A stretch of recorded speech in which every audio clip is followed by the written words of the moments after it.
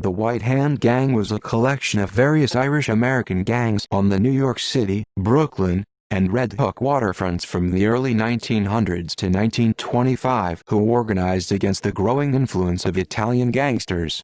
Their name was chosen in response to the Sicilian Black Hand gangs and carried the implication that the Irish gang was the white counter to the growing presence of what they considered non-white Italian gangsters and Italian immigrants. They were known to be virulently anti-Italian and particularly violent, with members killing each other, contributing to the unstable leadership which led to the gang's demise. The most prominent of the early bosses was Bill Lovett, who replaced former leader Denny Meehan. Meehan was shot and killed while sleeping in his home with his wife at his side. Lovett aggressively confronted the Italian gangs until his death on November 1, 1923. The most known story of his death goes like this. While passed out at a bar, Lovett was shot several times before Sicilian assassin Willie Two-Knife Altieri killed him with a meat cleaver. However, this is unproven. The facts are that Lovett drunkenly stumbled into the back room of an abandoned store with an old gang associate and fell asleep. Police believe sometime during the night two men entered and Lovett was beaten in the head with a blunt instrument and then shot 3 times in the head. When questioned, his associate told police he had conveniently awoken at 2 or 3 o'clock in the morning and returned home. The police believe that the true murderers were probably connected with Lovett's own gang, or rival Irish gang. Lovett's brother-in-law Richard Lonergan, who had become leader before Lovett was killed, began an even more aggressive attack against Vincent Mangano, Albert Anastasia, and Joe Adonis, who had begun moving in on the waterfront.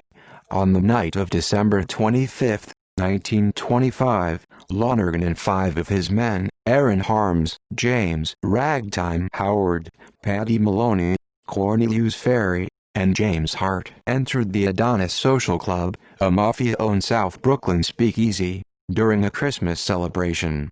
Lonergan and the other white-handers, according to witnesses, were intoxicated and being unruly with the Italian patrons. Lonergan himself loudly and openly called nearby customers wops, dagos, and other ethnic slurs. When 3 local Irish girls entered the club escorted by their Italian dates, Lonergan chased them out, supposedly yelling at them to come back with white men, for Christ's sake. It was at that moment that the lights went out and gunfire was heard.